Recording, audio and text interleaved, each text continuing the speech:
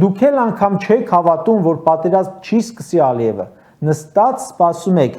ով մի երաշխիք կտա, բայց տվողն էլ չկա։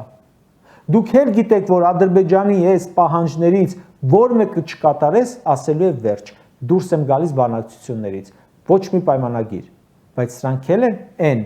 որ չես կարող եւ ոչ մեկը կատարել, սկսած նոր սահմանադրությունից։ Ես չգիտեմ, արդյոք կարողանալու ես անցկացնել դա, եթե անգամ մեղմ ասած հետևից ռումբեր արձակես։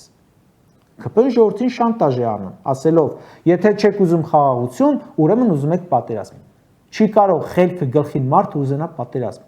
բայց նաև չի էլ կարող խելքը գլխին մարդը սա համարել խաղաղություն։ Չի կարող խելքը գլխին մարդը այսպես ամեն բան հանձնել ու մտածել, թե պետության համար լավ բան է անում։ Սա ընդամենը բուկլետի կազմ է նախընտրական քարոզարշավի համար։ Նպատակն էլ եկող ընտրություններին մի բան կարողանան ասել։